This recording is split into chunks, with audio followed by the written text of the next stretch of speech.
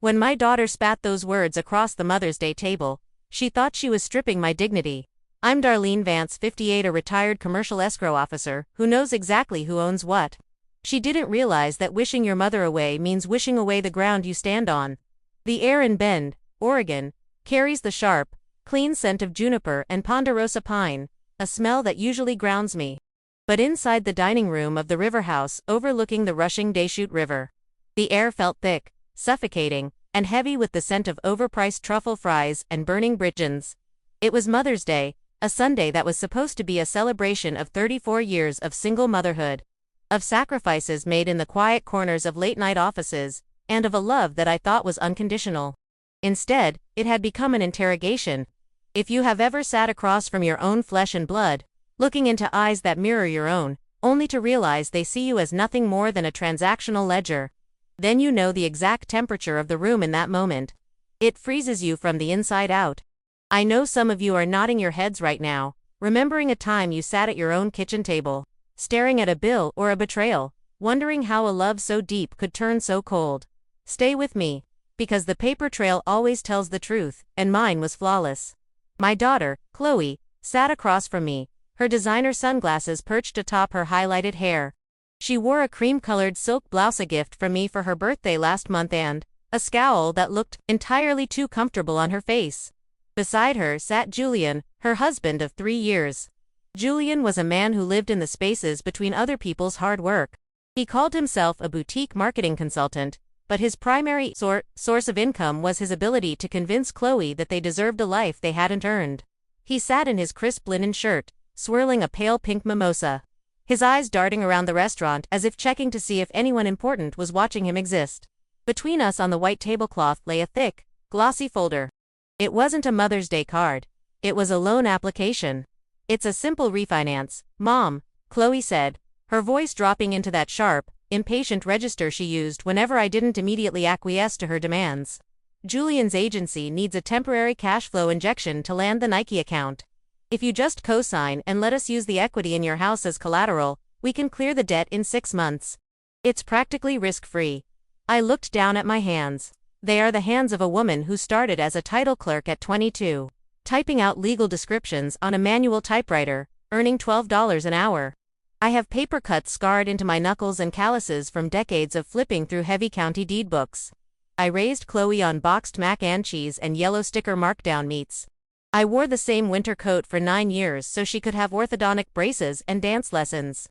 The modest 3-bedroom ranch house on the east side of town was my only real asset, paid off dollar by painful dollar over 30 years of meticulous budgeting. "I can't do that, Chloe," I said softly. My voice didn't shake. Decades of closing real estate transactions had taught me that a calm voice is a shield. My home is my security. I'm retired now. If the agency's cash flow doesn't recover, I have no way to pay off a defaulted loan. I would lose my house. Julian let out a soft, patronizing chuckle, setting his glass down with a precise click. "Darlene, with all due respect, you're being incredibly old-fashioned. Real estate isn't just a place to sleep, it's leverage. You're sitting on $500,000 of dead equity while your daughter's future is on the line. It feels a little selfish, don't you think?" My jaw tightened. Selfish. The word tasted like ash. I looked at Chloe, hoping to see a flicker of defense, a moment of daughterly loyalty, but her expression only hardened. She leaned forward, resting her elbows on the table, discarding any pretense of celebration. "He's right, Mom. You've always been like this. Hoarding your little savings, clutching your pennies like they're gold bars. You never want to see me climb. You want me stuck in the mud just because you spent your life there." "Chloe," I said, the pain finally cracking the edges of my professional composure. "I spent my life making sure you didn't have to stick your feet in the mud. I gave you a debt-free college education. I gave you the down payment for your townhouse. I even let you use here we go." Chloe interrupted, throwing her hands up, drawing the eyes of a middle-aged couple at the neighboring table. "The grand martyr routine. You let me use a car because you wanted to show off that your little consulting LLC could buy one. You didn't do it for me. You did it to control me." The car she was referring to was a midnight blue Porsche Macan. A year ago, after I officially retired, My sister Clara, who still works as a senior escrow officer and has been my rock through every storm, convinced me to buy something nice for myself. I had lived so frugally for so long. I bought the Porsche through my active consulting business for tax purposes, paying cash. But 3 months later, Chloe's old sedan blew its transmission. Julian insisted that arriving at his client meetings in a rusted hatchback was damaging his professional brand. Feeling that familiar, foolish maternal pull, I told Chloe she could drive the Macon while they saved up for a new vehicle. That was 10 months ago. They hadn't saved a dime. Instead, Chloe had slowly claimed ownership of the car. Posting photos of the steering wheel logo on her social media with captions like *hard work pays off and *my new baby*. I have done nothing but support you, I said, my heart heavy, aching with a profound, exhausting sadness. But I will not sign away my home. The answer is no. Chloe's face contorted into something ugly, a mask of pure, childish venom that I didn't recognize. She stood up so quickly her chair scraped loudly against the hardwood floor. You know what? She hissed, leaning over the table, her voice a venomous whisper that cut straight through me. I am so sick of your strings. I am sick of your guilt. Honestly, on Mother's Day, I'll say it. I wish you'd never been my mom. You're just a cold, bitter paper pusher who got lucky, and I wish I didn't have a single drop of your blood in my veins. The restaurant seemed to go completely silent. The rushing river outside became a dull hum. I looked at Julian, who simply raised his eyebrows and took another sip of his drink, entirely comfortable with the destruction his wife was wreaking. I felt the tears burn behind my eyes, hot and humiliating. I felt the decades of sacrifice, the missed dinners, the aching back, the worry that kept me awake at 3 a.m. evaporate into the air of this high-end dining room. But then, a cold, quiet strength took its place. It was the same strength that helped me audit crooked developers and spot forged signatures on multi-million-dollar deeds. I slowly stood up. I reached down, picked up my purse, and zipped it closed. On the table, right next to the loan documents, lay the leather key fob for the midnight blue Porsche. Chloe's purse was open on the chair next to her, but she had left the keys on the table. I reached out and picked up the key fob, sliding it into my pocket. Then live as if you never had a mother, I said. My voice was quiet, but it had the weight of a stone dropping into a deep well. I didn't wait for her to answer. I didn't look at Julian's smug face. I walked out of the restaurant, my heels clicking firmly against the floor. The hostess smiled and wished me a happy Mother's Day as I passed, and I managed a tight, polite nod. The afternoon sun was blinding as I stepped into the parking lot. I walked directly to the midnight blue Porsche Macon parked in the premium spot near the entrance. I pressed the unlock button, climbed into the driver's seat, and started the engine. The familiar, deep purr of the motor vibrated through the steering wheel. I adjusted the mirrors. Chloe had adjusted them for her height and put the car in reverse. As I pulled out of the parking lot and onto the main road, heading toward the highway, my phone buzzed in the cup holder. I didn't look at it until I pulled over at a scenic viewpoint overlooking the canyon. The Cascade Mountains rising in the distance like silent, ancient witnesses. The screen lit up with a text message from Chloe. Bring my car back right now or I'm calling the cops.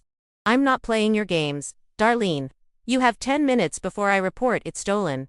I stared at the screen, a slow, quiet smile spreading across my face despite the tears that were finally spilling over my eyelashes. I reached into my purse and pulled out my silver Oregon Pinnacone keychain, where my house keys hung, alongside the small laminated registration card for the vehicle. She thought she could threaten me with the law. She forgot who taught her how the law actually works. I let the phone screen go dark. I didn't type a frantic reply. I didn't call her back to plead or explain. In my 36 years in the escrow business, I have seen people scream, cry, throw pens, and threaten lawsuits over a single misplaced decimal point on a closing disclosure. I learned a long time ago that when someone is drowning in their own anger, you don't throw them a rope made of your own anxiety. You simply step back and let the water find its level. I put the Porsche in gear and drove toward the east side of Bend, leaving the scenic viewpoint behind. The afternoon sun cast long, dramatic shadows of the ponderosa pines across the asphalt. I bypassed the trendy boutiques and the high-end organic markets downtown. Driving straight to my neighborhood, a quiet, older subdivision where the yards are wide, the trees are mature, and the houses don't look like they were built out of a luxury catalog. My home is a modest, single-story ranch with a cream-colored cedar exterior and a small porch where 2 rocking chairs sit side by side. I bought it 30 years ago when the neighborhood was considered the outskirts of town. Back then, people laughed at me for buying so far from the center, but I knew the city would grow. I paid $89,000 for it, working 60-hour weeks at the title company to make the payments while Chloe was in preschool. I pulled the midnight blue Porsche into my driveway, parked it deep inside the garage, and pulled the heavy manual garage door down, locking it from the inside. The space felt suddenly quiet, smelling of old lawnmower gasoline, stored Christmas ornaments, and dry Oregon dust. I walked into my kitchen, the heart of my home. It still has the original honey oak cabinets I painstakingly sanded and refinished myself 15 years ago. The linoleum floor is worn thin in front of the sink, a testament to decades of washing dishes, preparing school lunches, and standing in place while worrying about the electric bill. I set my purse on the laminate countertop, filled the kettle with water, and set it on the stove. I needed the familiar, grounding ritual of making tea. My hands were steady, but my chest felt hollow, like a cavity had been carved out right behind my ribs. Before the kettle could whistle, I picked up the landline phone mounted on the wall. Some people think it's outdated to keep a landline, but in my line of work, you always want a backup connection that doesn't rely on a cell tower. I dialed Clara's number. Clara answered on the second ring, her voice immediately warm and filled with the background noise of her own kitchen in Redmond. "Darlene, how was the Mother's Day lunch? Did Chloe actually buy you a meal for once?"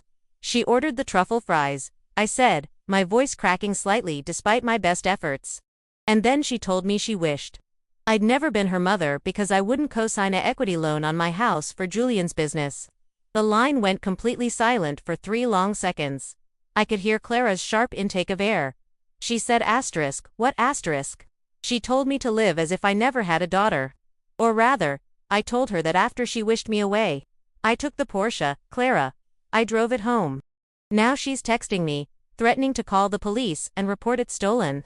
"Oh, that little fool," Clara breathed, her protective sisterly anger instantly flaring.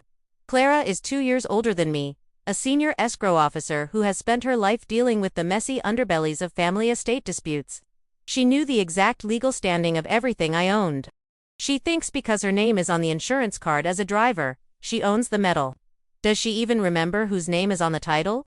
"I'm looking at the key fob right now," I said, leaning against the counter. "It's registered to Vance Escrow Consulting LLC. I paid the cash registration at the DMV, myself." She hasn't paid a single dime toward the registration, the commercial insurance policy, or the maintenance. "Darlene, listen to me," Clara said, her voice dropping into her professional closing room, register firm, clear, and utterly devoid of panic.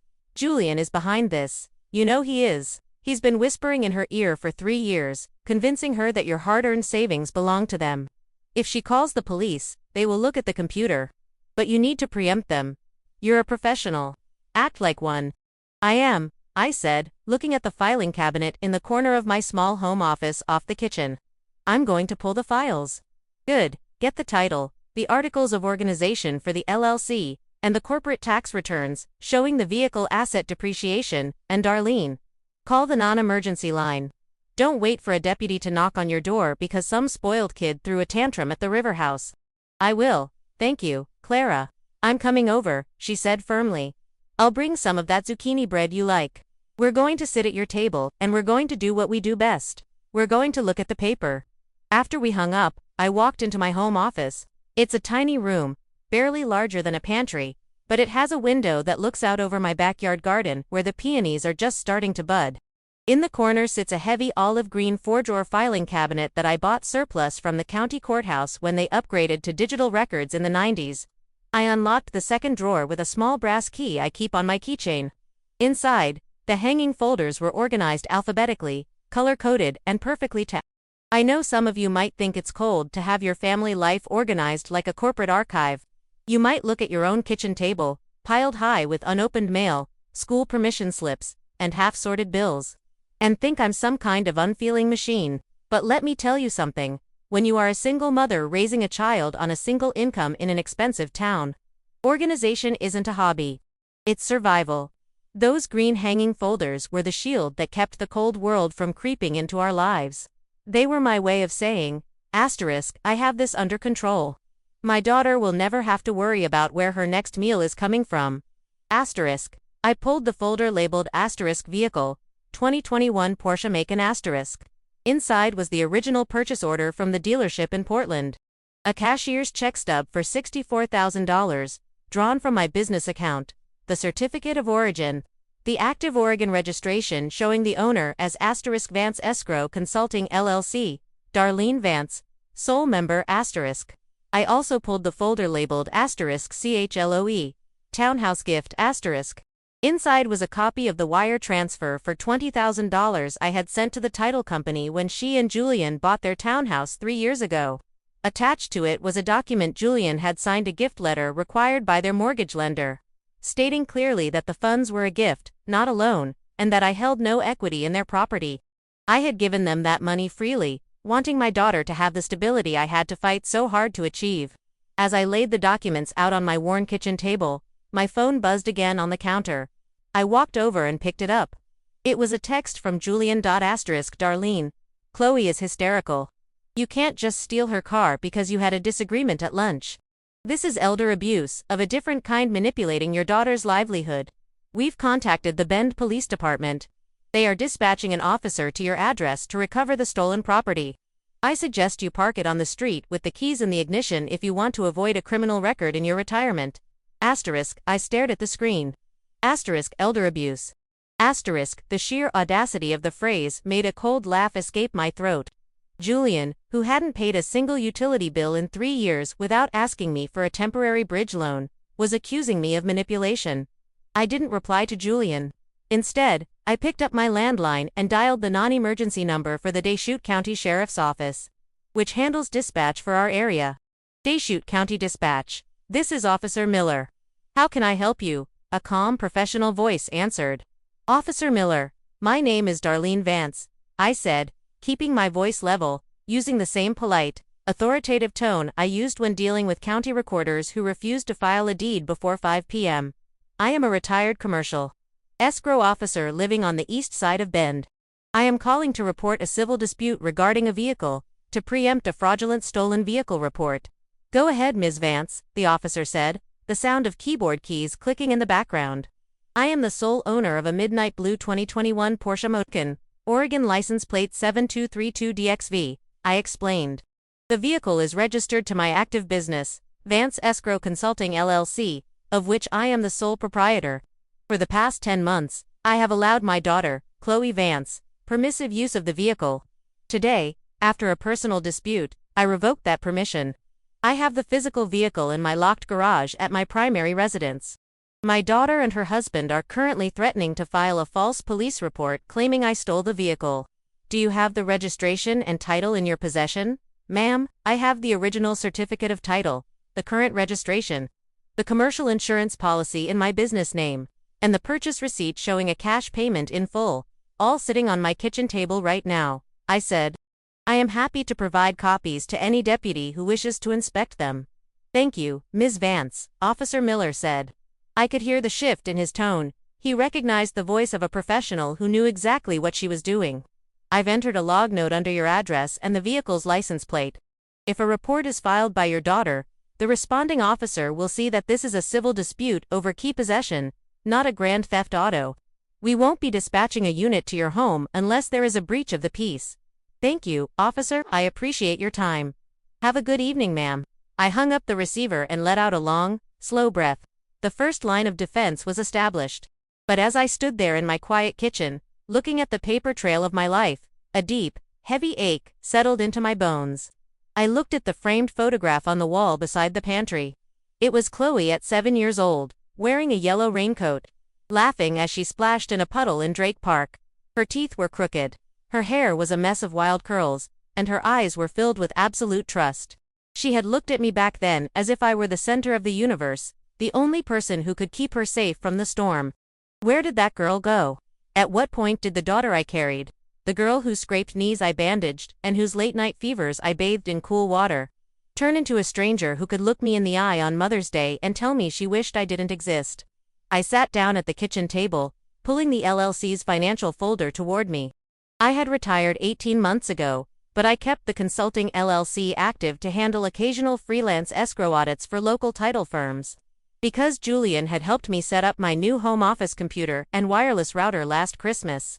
He had spent several hours in this room, supposedly configuring my network security. A sudden, cold suspicion crawled up my spine. I opened my laptop, booted up my secure portal, and logged into my business bank account. I didn't expect to see anything unusually. Review my statements monthly, but my escrow training has taught me that when a liar is cornered, they usually have more than one iron in the fire. I opened the credit monitoring tab associated with my LLC's employer identification number. My heart stopped. There, listed under the recent activity from 3 weeks ago, was a hard credit inquiry from a private, high-interest, commercial lender called Cascade Business Capital. I had never heard of them. I had certainly never authorized a credit pull. I stared at the screen, the blue light reflecting in the darkened glass of my kitchen window as the sun began to sink below the horizon. Realizing that the betrayal went far deeper than a ruined Mother's Day lunch, the headlights of Clara's old Subaru swept across my driveway, cutting through the gathering dusk and reflecting off the locked garage door. I stood at the kitchen window, watching her get out of the car. She was carrying a loaf of zucchini bread wrapped in aluminum foil, holding it against her chest like a shield. Clara doesn't do hugs and tears. She does baked goods and hard truths. When she walked through the back door, the scent of cinnamon and nutmeg filled my kitchen, temporarily pushing back the cold, stagnant air of betrayal. She didn't say a word at first. She just set the bread on the counter, walked over to the stove, and poured the hot water I'd boiled into 2 heavy ceramic mugs with chipped edges. "You look pale, Darlene," she said, her voice low and steady as she handed me a mug. "Sit down. Let's look at what we're dealing with." We sat at my worn oak kitchen table, the very table where we had planned Chloe's high school graduation party, and where I had spent nights balance checking my tiny business ledger. I opened my laptop and turned it toward her, pointing at the screen where the Cascade Business Capital credit inquiry glowed in the dark room. Clara leaned in, her reading glasses sliding down her nose. As a senior escrow officer, she read credit reports the way some people read novels. She saw the story behind the numbers instantly. Her brow furrowed, and a deep line etched itself between her eyes. "Cascade Business Capital," Clara muttered, tapping her manicured finger against the table. "They aren't a traditional bank, Darlene. They're a hard-money commercial lender. They charge 15% interest and require collateral that can be liquidated in 30 days if there's a default. Why would Julian be sniffing around them using your LLC's credentials?" "Because my LLC has a flawless credit rating and 30 years of established goodwill," I said, my voice tight, "and because Julian knows that a traditional bank would never lend him a dime. He has 3 outstanding collections and a tax lien on his boutique agency, but Vance Escrow Consulting. We have clean books, no debt, and an active business license." I felt a cold shiver run down my spine. If you have ever had your heart broken by the very person you gave life to, you know that the physical pain is real. It sits in your chest like a heavy, cold stone, making every breath feel like you're inhaling broken glass.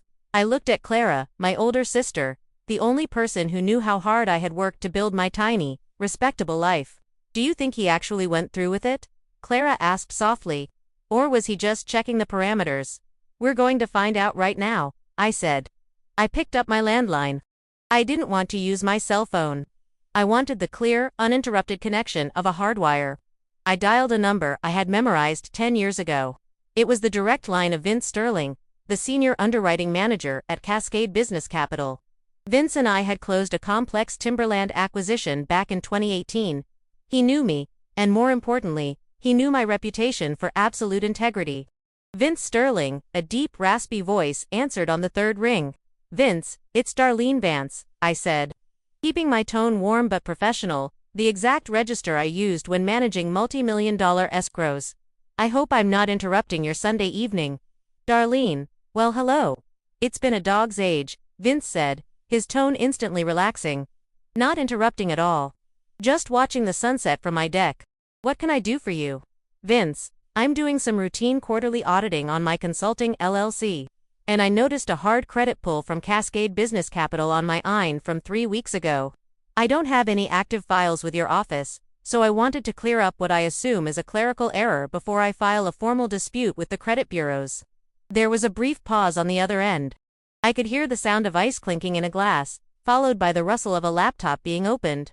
Let me log in and take a look, Darlene. Hold on a second.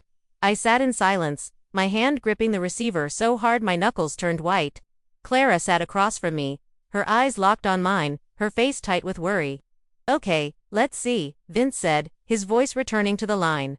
Vance Escrow Consulting. Ah, yes. Here it is. We actually have an active application in the final stages of underwriting. It's for a $150,000 commercial line of credit. The closing is scheduled for this coming Thursday, May 16th. My heart hammered against my ribs, but my voice remained as smooth as glass. An active application. Vince, who is listed as the primary contact and authorized signer on that file. It's listed as Julian Mercer, Vice President of Operations for Vance Escrow Consulting.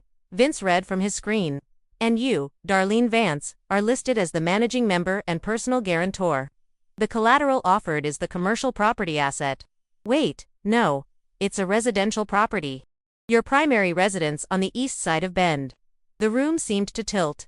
My home, my modest, paid-off ranch house, the only real security I had in the world, was being offered up as collateral for a high-interest loan to fund Julian's failing marketing agency, Darlene. Vince's voice sounded distant, like he was calling from the end of a long tunnel. Is there a problem? The corporate resolution we received has your signature on it, authorizing Julian to act as an agent for the LLC. Vince, I said, my voice dropping into a quiet, chilling register. I am the sole member of Vance Escrow Consulting LLC. I do not have a vice president of operations. I have never authorized Julian Mercer to act on behalf of my business. And I have certainly never signed a corporate resolution pledging my home as collateral for a loan. The silence on the line was deafening. Vince was an experienced lender. He knew exactly what this meant. He knew the legal, criminal, and financial liabilities involved in a forged commercial loan application. My God, Darlene, Vince whispered. The notary seal on the resolution. It's a digital seal from an online notary service. We verified the credentials, but if you didn't sign it, I didn't, I said. Vince, I need you to do me a professional favor. Do not cancel the file just yet. Do not flag it as fraudulent in your system where the applicant can see it. I need you to send the complete application package, including the forged corporate resolution and the IP address logs of the digital signatures, to my secure business email. Can you do that for me? I can, Vince said, his voice grave. But Darlene, if this is fraud, we have to report it to the state regulatory board. We can't let a forged file sit in our system. I know, I replied, and we will report it. But I need 48 hours to secure my personal accounts and ensure my own safety. Please, Vince, just hold the file in pending audit status and send me the documents. Let them think the delay is just standard underwriting verification. You'll have the documents in 5 minutes, Vince said. Keep your head down, Darlene. I'm sorry you're dealing with this. I hung up the phone and leaned my elbows on the table, burying my face in my hands. The tears finally came, hot and bitter, soaking into the worn wood of the kitchen table. Clara stood up, walked around the table, and put her arms around my shoulders, holding me tight as I cried. They were going to take my house. Clara, I sobbed, the vulnerability I had kept locked away, finally breaking free. My own daughter. She stood in that restaurant today and told me she wished I wasn't her mother, while she and her husband were actively trying to steal the roof over my head. They aren't going to take anything, Clara said, her voice fierce and protective. Because you are Darlene Vance, and you know how to fight with paper. You don't fight with screams, and you don't fight with tears. You fight with the law. After a few minutes, I wiped my eyes and sat up straight. The weakness was gone, replaced by a cold, calculating resolve. I opened my email inbox and saw the message from Vince. I downloaded the PDF attachment and opened the forged corporate resolution. I zoomed in on the signature page. There, at the bottom of the document, was my name, written in a clumsy imitation of my elegant cursive. It was a digital signature, but the scanned document they had uploaded as a reference was a copy of my signature from the townhouse gift letter I had signed 3 years ago. They had copied it, scanned it, and pasted it onto a fraudulent document. I looked at the signature, remembering the afternoon I had signed that gift letter. I had been so happy, so proud to help my daughter buy her first home. I had kissed her cheek and told her that this was the start of her bright future. And she had used that very act of love to forge my ruin. Some of you might think I should have called the police right then, I whispered to the empty room. Looking past Clara, looking at the invisible line of women who have faced this same choice. You might think I should have had them arrested that very night. But in my 30 years in escrow, I've learned one valuable lesson. If you strike too early, a clever liar will always find a way to slip through the cracks. They will claim it was a computer glitch. They will claim Julian misunderstood my verbal permission. They will blame a rogue loan broker. No, I said aloud, looking at Clara. We aren't going to give them an exit ramp. We are going to let them walk right into the trap. Just then, my cell phone buzzed on the counter. I walked over and picked it up. It was a text message from Chloe. The tone had completely shifted from her earlier, venomous threats. Mom, I'm so sorry about what I said at lunch. I was just so stressed about Julian's business and I let my emotions get the better of me. Can we please talk? I don't want a stupid car to come between us. Let's meet up and figure this out. I love you. I stared at the screen, a cold, quiet smile spreading across my face. I could see Julian's hand behind this message. He had realized that threatening me with the police wouldn't work because the Porsche was legally mine. He had realized that if I remained angry, I would never co-sign their legitimate loan application and, more importantly, I might check my credit and find their fraudulent one. They needed to placate me. They needed to put me back to sleep. I tapped the screen, typing out a reply that was measured, slightly softened, and entirely calculated to keep them complacent. I'm very hurt, Chloe. Your words cut deep. I need a few days to process everything. Let's meet at my house on Friday afternoon at 2 p.m. We can talk about the car and the future then. Within 10 seconds, she replied. Thank you, Mom. Friday works. I love you so much. I turned my phone off and laid it face down on the counter. The trap was set. They thought they had until Thursday to close the fraudulent loan, secure the $150,000, and then somehow figure out how to pay it back before I ever noticed. They thought my grief would keep me quiet and distracted until Friday. They had no idea that the quiet paper pusher they had dismissed was about to dismantle their lives. Piece by meticulous piece. Thursday morning arrived with a thin silver fog hanging over the Deschutes River, creeping up through the ponderosa pines and settling over my backyard. Inside my kitchen, the air was warm, smelling of dark roast coffee and the leftover cinnamon from Clara's zucchini bread. But beneath that domestic warmth, the silence in the house felt like the split second of quiet right before a lightning strike. Clara sat at the far end of the kitchen table, her reading glasses perched on the bridge of her nose, her fingers flying across her iPad as she double-checked the Oregon Secretary of State's database. On the table between us lay 3 neat, manila folders. No ribbons, no decorations. Just 30 years of my life bound in legal cardstock, resting next to a fresh printout of the documents Vince Sterling had emailed me from Cascade Business Capital. If you have ever had to sit in the quiet of your own home and prepare a trap for your own child, you know the absolute, crushing weight of that silence. It presses down on your chest until you can barely draw a breath. Some of you might be judging me right now. You might be thinking, how could a mother do this? How could she set a snare for her own flesh and blood? But let me ask you this. If you saw your child building a fire in the basement of the house you paid for, would you hand them more matches? Or would you put out the flames before the whole structure collapsed on both of your heads? Stay with me. Because what happened next wasn't about revenge. It was about survival. On Wednesday evening, I had made the call. I kept my voice soft, letting a fake tremor of exhaustion slip into my words. I told Chloe I couldn't sleep, that the fight at the river house had broken my heart, and that I just wanted our family to be whole again. I told her I wanted to help Julian with his business after all, and that we should meet at my house on Thursday morning at 10 o'clock to go over the paperwork and get everything signed. Julian had swallowed the bait hook, line, and sinker. His greed was a blindfold, preventing him from seeing the glaring warning signs. He thought he had worn me down. He thought the quiet, tired mother who had spent her life sacrificing for her daughter had finally broken under the weight of her own guilt. At exactly 9:45, a knock sounded at my front door. It wasn't Chloe or Julian. I opened the door to find Deputy Robert Chen standing on my porch. His dark green uniform crisp, his utility belt clinking slightly as he shifted his weight. He was a young man with kind, serious eyes, whom I had known since he was a teenager, running track with the local high school team. "Morning, Ms. Vance," Deputy Chen said, tipping his hat. Dispatch gave me the brief on the civil standby request. "You still expecting them?" "They'll be here in 15 minutes, Robert," I said, stepping aside to let him in. Thank you for coming. I have all the documentation laid out on the kitchen table. My sister Clara is here too. Of course, in these cases, it's best to have a neutral third party present to keep the peace, he said, walking into the living room. I'll stay out of sight in the hallway until you need me to step in. We want to keep this as calm as possible. Thank you, I said, my heart fluttering with a brief, sharp pang of fear. But I looked at my hands, and they were steady. I was a commercial escrow officer. I had managed closings where developers threatened physical violence over escrow holdbacks.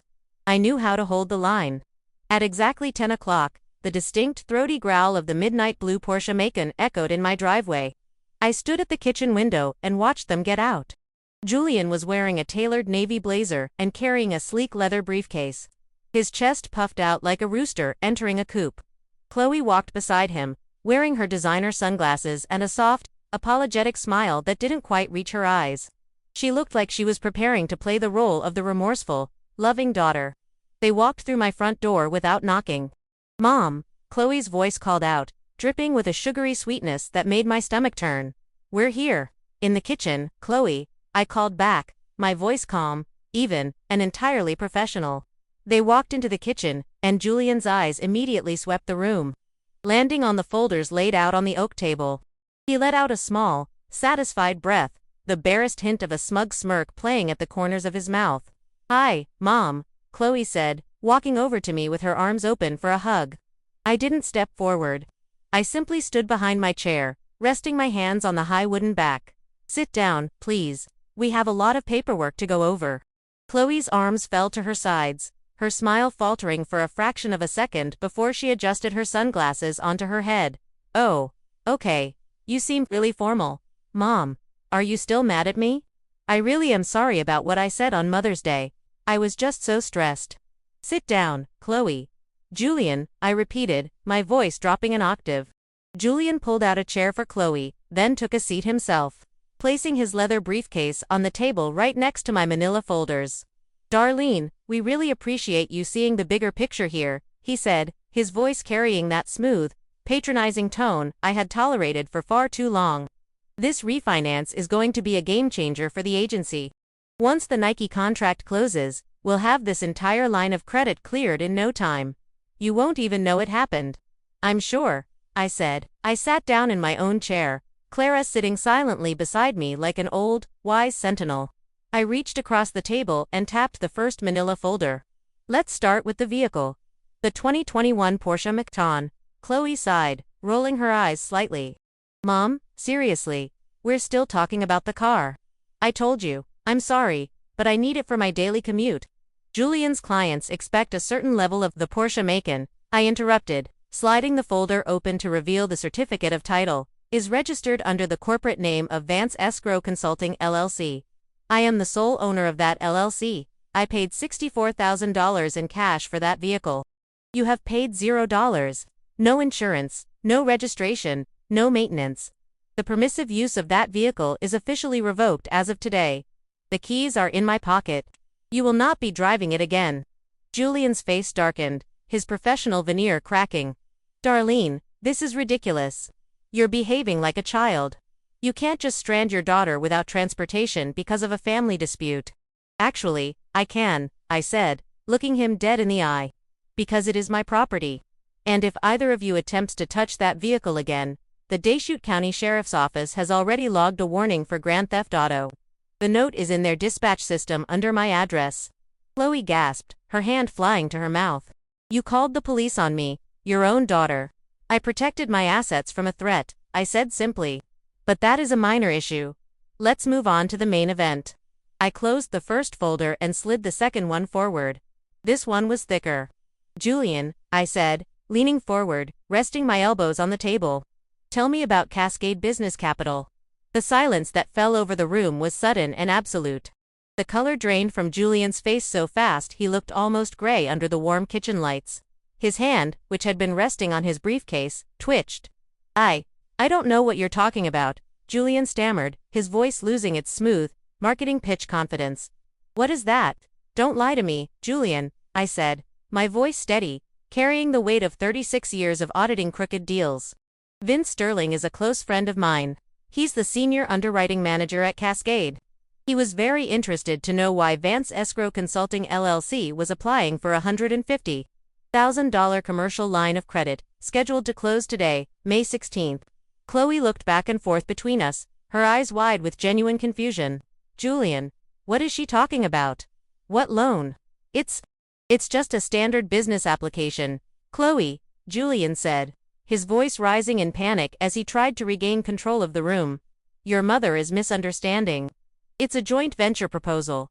I was going to present it to her today. With my forged signature, I asked, sliding the printed PDF of the corporate resolution across the table. I pointed directly at the bottom of the page, where my signature had been digitally pasted. With a digital notary seal that you obtained using the personal identification information you stole from my home office computer last Christmas. Chloe stared at the document. She might be selfish, and she might be easily manipulated by her husband, but she wasn't stupid. She recognized my signature. She recognized the legal description of my primary residence, the very house she grew up in, listed as the primary collateral for the loan. Julian, Chloe whispered, her voice shaking. Did you do this? Chloe, babe, listen to me, Julian pleaded, reaching out to grab her hand, but she pulled it away. It was just a temporary bridge. We were going to pay it back before the first installment was even due. Your mother has all this dead equity sitting in this house doing nothing. I did it for us. For our future. You forged my signature, Julian, I said, my voice cutting through his frantic excuses like a scalpel. You committed identity theft in the first degree under Oregon Revised Statute 165.803. You committed forgery in the first degree under ORS 165.013. Those are Class B and Class C felonies, Julian. They carry mandatory prison time. You can't prove anything. Julian shouted, slamming his hand on the table, standing up so quickly his chair scraped loudly against the floor. It's a digital signature. Anyone could have uploaded that. You have no proof it was me. Actually, we do. Clara spoke up for the first time, her voice dry and laced with a satisfying coldness. She tapped her iPad. Vince Sterling provided the IP address logs for the digital signature verification. The document was uploaded and digitally signed from the IP address registered to your townhouse in Redmond. The timestamp matches a Tuesday morning when Chloe was at work and you were home alone. Julian froze. He looked at Clara, then at me, the realization of his complete and total defeat finally washing over him. His mouth opened and closed, but no sound came out. And there's one more thing, I said, sliding the third folder forward. This is the gift letter I signed for your townhouse down payment 3 years ago. The one where you signed a legal declaration stating you had no outstanding debts or liabilities. But my sister Clara did a little digging yesterday. You had an active tax lien in the state of California under your previous business name, which you conveniently hid from your mortgage lender by using a different spelling of your middle name. Julian sank back into his chair, his shoulders slumping, all the air escaping his lungs. Mom, Chloe sobbed, tears finally streaming down her face, smudging her makeup. Please, please don't do this. He was just trying to help us. We were going to lose the townhouse. We're so far in debt. Mom, please. I looked at my daughter.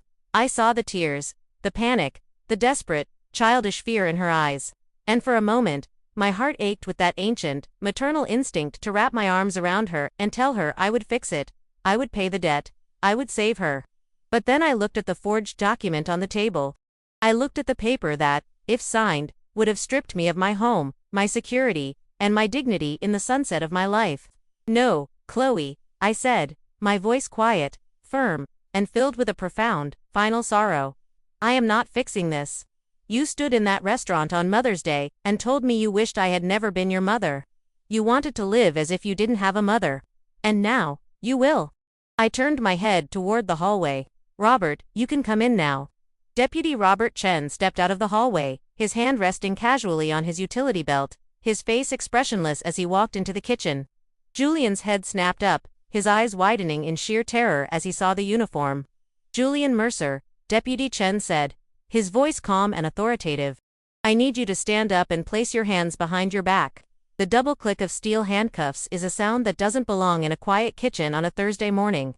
It is a cold, heavy, metallic sound that slices right through the scent of warm coffee and cinnamon. Julian didn't fight.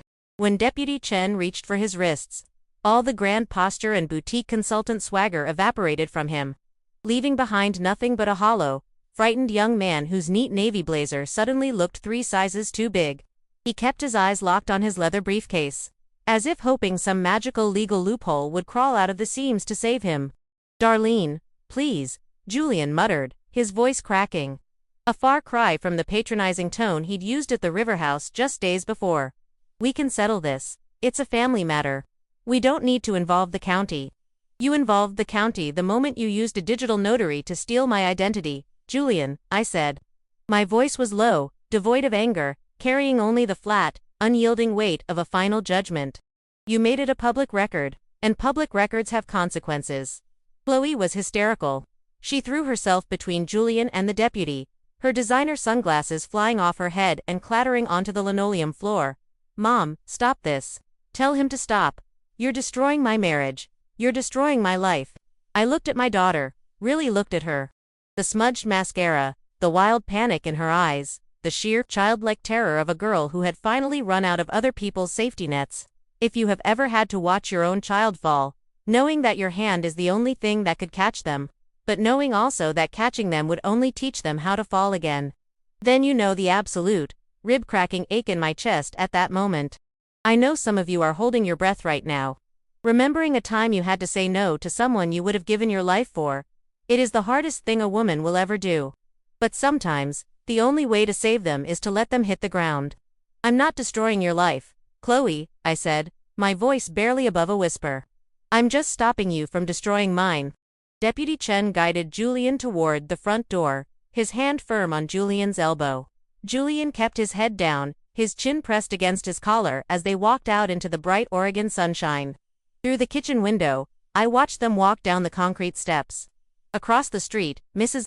Gable, who had lived in her ranch house since 1994, stood on her porch with a garden hose in her hand. Her jaw dropped as she watched a deputy load Julian into the back of a patrol car. When the cruiser pulled away, the silence that settled over my kitchen was deafening. Chloe collapsed into one of my oak chairs, her face buried in her hands, her shoulders shaking with deep, ragged sobs. The leather briefcase Julian had brought lay abandoned on the table, a useless prop from a play that had just been cancelled. Clara stood up quietly, walked over to the counter, and picked up the cold kettle. She didn't say anything to Chloe. She didn't offer her a tissue or a pat on the back. She just set the kettle under the tap, filled it with water, and set it back on the stove. Clara knew, just as I did, that some tears have to be wept all the way to the bottom before the ground can start to dry. "What am I supposed to do?" Chloe sobbed, her voice muffled by her palms. "The townhouse. The payments are 3 months behind. Julian told me it was fine, that the Nike account would cover everything. If he's in jail, I'm going to lose my home, Mom. I'm going to lose everything." I pulled out the chair opposite her and sat down. I reached across the worn wood, but I didn't touch her hand. I just let my hands rest on my lap. "You are going to do what I did when I was 24, and your father walked out on us with $400 in our savings account," I said. "You are going to get a job that pays by the hour. You are going to list that townhouse for sale, pay off the back taxes, and use whatever tiny bit of equity is left to rent a modest, one-bedroom apartment. You are going to learn how to budget, Chloe. You are going to learn what a dollar actually costs when you have to sweat for it." "I can't do that," she wept, looking up at me with a face red and swollen. "I don't know how to do any of that." "Then you will learn," I said. "Because your mother isn't paying your rent anymore. Your mother isn't co-signing your loans. And your mother isn't giving you a luxury vehicle to drive around town so your husband can pretend he's a success. You hate me," she whispered, her voice dropping into a childish, bitter pout. "You've always hated me because I wanted more than this stupid, cheap life you lived." I felt the sting of those words, but they didn't penetrate the armor I had built over 30 years. "I loved you enough to wear a 9-year-old coat so you could have dental work, Chloe. I loved you enough to work 60-hour weeks so you could graduate from college without a penny of debt. If that is hate, then you have a very poor understanding of the word. But you are about to find out what the rest of the world looks like when there is no love behind the decisions." She didn't stay long after that. She gathered her purse, picked up her sunglasses from the floor, and walked out of my house. She didn't have the Porsche keys, those were still safely in my pockets, so she had to call a rideshare service to pick her up from my driveway. I watched from the window as she climbed into the back of a silver sedan, her head bowed, her shoulders slumped. In the weeks that followed, the paper trail of my life underwent a massive, quiet restructuring. With Vince Sterling's cooperation and the clear evidence of identity theft, Cascade Business Capital officially closed the fraudulent loan file. Because I chose not to pursue private civil damages against Julian, and because he agreed to a full confession, the district attorney offered him a plea deal. He received 5 years of supervised probation, 300 hours of community service, and a mandatory restitution order to pay back the private lenders he had defrauded in California. The townhouse in Redmond was listed for sale in June. It sold in July, just barely covering the outstanding mortgage, the tax liens, and the realtor's fees. Chloe was left with exactly $4,212 from the closing. She used that money to security deposit a small 500-square-foot duplex on the south side of Bend, not far from the highway. It has linoleum floors that peel at the corners and a small, noisy wall heater that smells like dust when you turn it on. I didn't help her move. I didn't pack her boxers, and I didn't buy her a new sofa. Clara and I spent those summer weekends in my backyard, tending to the peonies and painting the wooden rocking chairs on my front porch a fresh, bright white. But I didn't close the door entirely. In October, when the first real frost of the season turned the ponderosa pines silver and the smell of woodsmoke began to drift from the chimneys in my neighborhood, my phone rang. It was a Tuesday evening. Mom. Chloe's voice was quiet, lacking the sharp, defensive edge she had worn like armor for the last 10 years. Are you home? I am, Chloe, I said, setting my book down on the side table. Can I come over? Just for a little bit. The door is unlocked, I replied. 20 minutes later, a rusted 10-year-old Subaru hatchback pulled into my driveway. It was a vehicle she had bought with her own money. Using her small share of the townhouse equity and a modest auto loan she had secured on her own credentials. She got out of the car wearing a plain gray sweatshirt and her hair pulled back in a simple ponytail. She didn't look like a marketing consultant's wife. She looked like a young woman who had just finished a 40-hour work week as a receptionist at a local pediatric clinic, a job she had found on her own. She walked into my kitchen, carrying a small, brown paper bag. She set it on the oak table. I brought some apples, she said, looking down at her hands. The orchard down the road had a sale. I thought, maybe we could make some applesauce. Like we used to. I looked at the apples. They were small, slightly bruised, and completely ordinary. They weren't gourmet, and they didn't come in a fancy gift basket. They were just apples bought with hard-earned money. Sit down, Chloe, I said softly, reaching into the drawer for 2 paring knives. The water is already hot. We sat at that worn kitchen table, the very table where so many battles had been fought and so many documents had been signed. We didn't hug. We didn't cry. We didn't pretend that the last year hadn't happened, or that the wounds Julian had carved into our family had magically healed. Reconciliation isn't a Hallmark movie, and trust isn't something you can restore with a single conversation. It is built dollar by dollar, day by day. Like a retirement account, you start over from scratch. But as we sat there in the quiet kitchen, the steady, rhythmic scrape of our knives peeling back the red skins of the apples filled the room, replacing the memory of the handcuffs and the screams. Some of you might think I was too hard. You might think a mother should always open her purse, always cushion the blow, always protect her child from the cold wind of the world. But let me leave you with this one simple truth that 36 years of looking at the hard numbers has taught me. Love is not a line item in a budget. It cannot be negotiated, it cannot be leveraged, and it cannot be used as collateral to buy a life you haven't earned. Sometimes, the greatest gift a mother can give her child is the dignity of their own struggle. And as I looked across the table at my daughter, her hands busy with the simple work of preparing our food, I knew that she was finally, truly, beginning to grow up.